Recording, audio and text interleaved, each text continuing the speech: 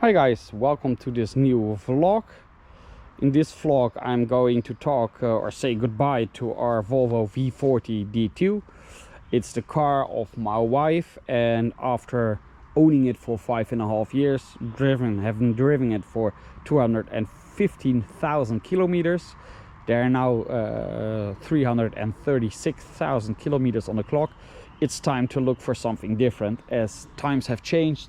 So the demands for cars have changed, or the demands we make at a car have also been changing.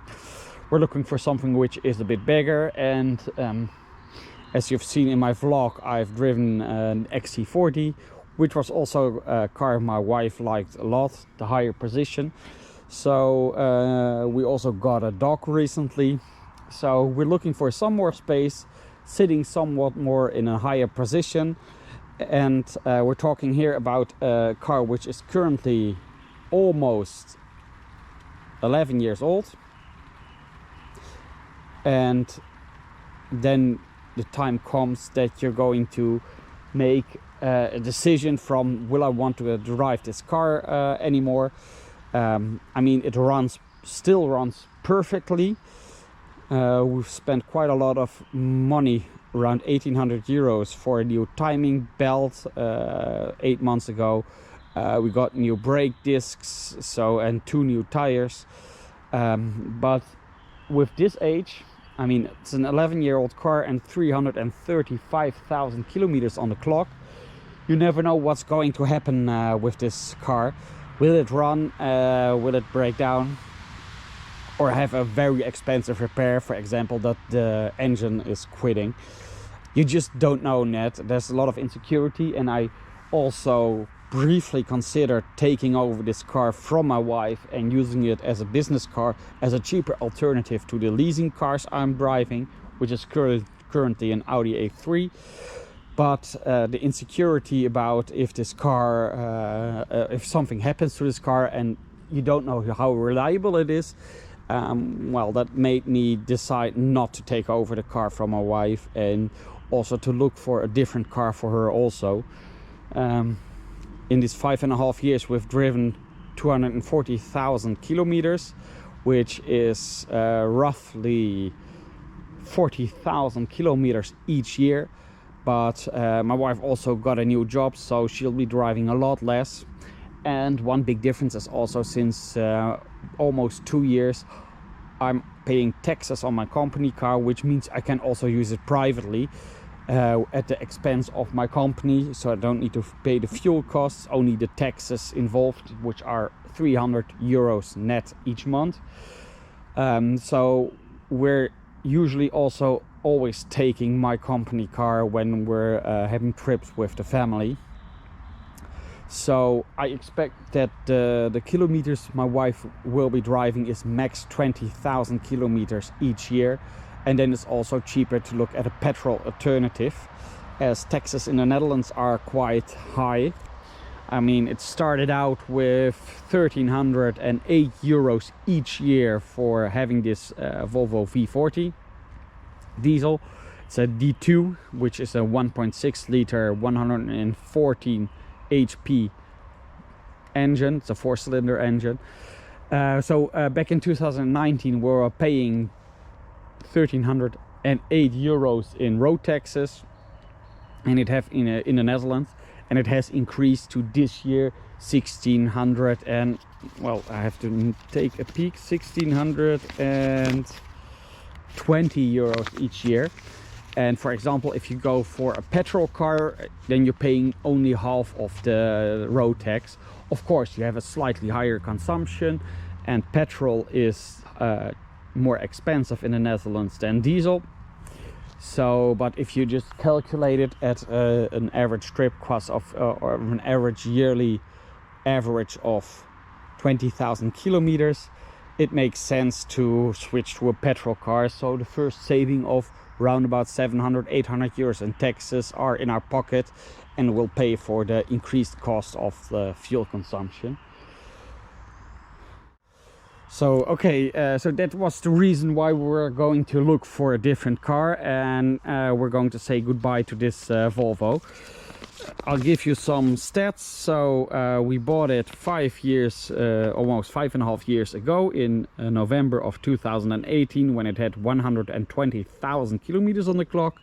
We owned it for 2,063 days, which is just over 5.5 years, and we drove 214,000 kilometers, amounting to the aforementioned 40,000 kilometers a year. During this time we used up 11,344 liters of fuel, which cost us 17,884 euros, and this averaged out at a fuel consumption or a price of 0.84 euro cents per kilometer. And the total average consumption, and this is calculated not according to the trip computer, of 5.3 liters on 100 kilometers. And moving into the car, here you have the total kilometers we're currently at. I can tell you that during this time I washed the car, or has a car wash bill of in total 820 euros. The service costs of this car were 6,099 euros and 61 cents, which included 10 new tires and 2 new timing belts, or timing chains. Please correct me if I'm wrong. Volvo recommends changing the timing belt on this engine for each 160,000 kilometers. Of course, that then amounts to having to change it twice. Regarding repairs, there were only like 2 times that the car let us down.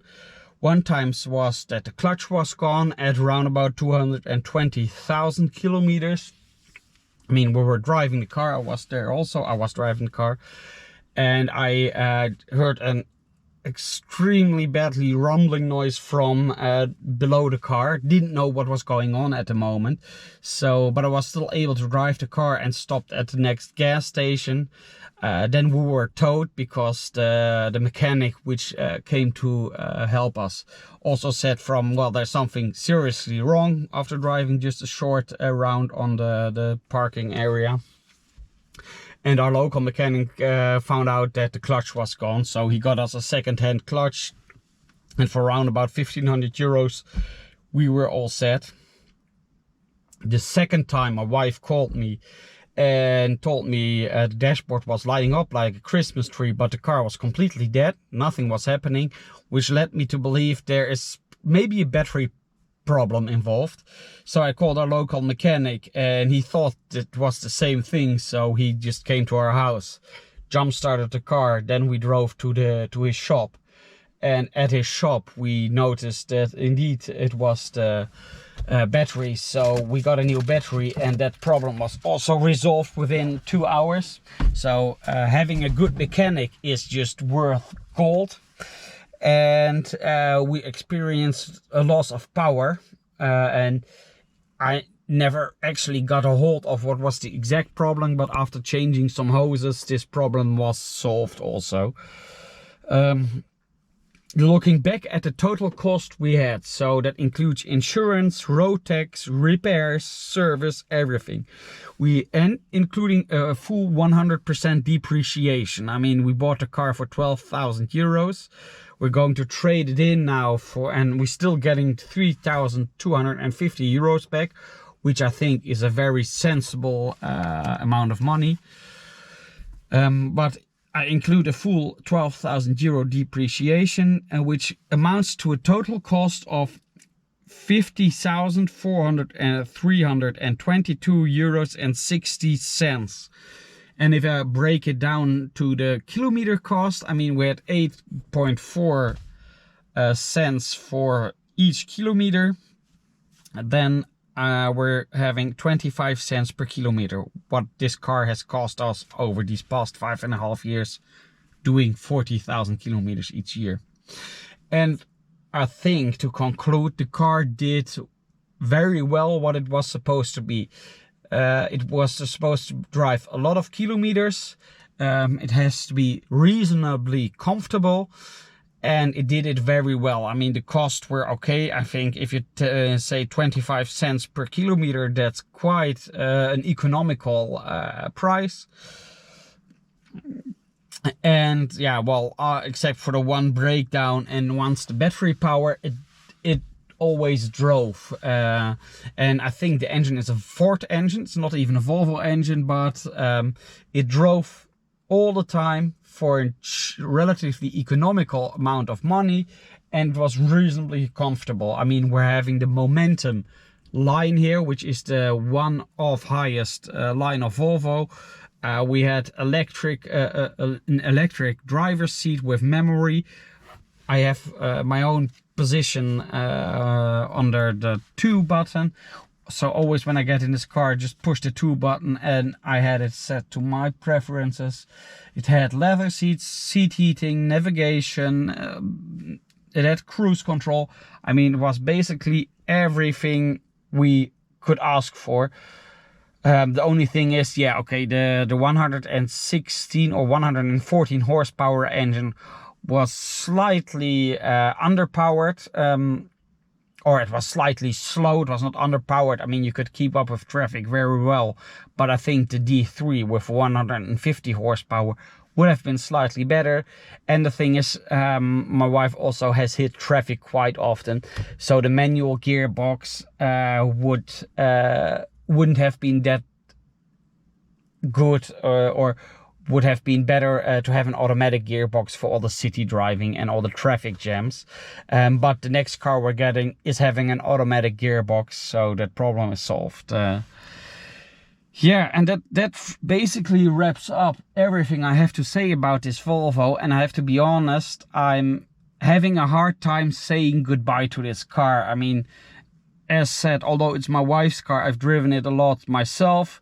We've driven it onto a holiday, several holidays.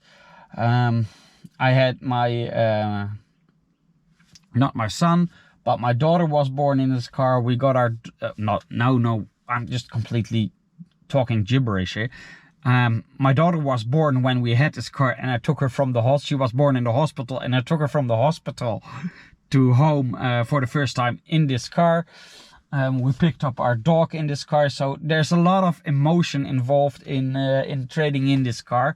Although a friend of mine always says, if you have the new car after a few days, you have forgotten your old car.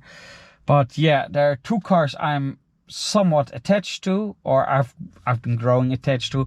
One is my old BMW 320i E90, which I still have.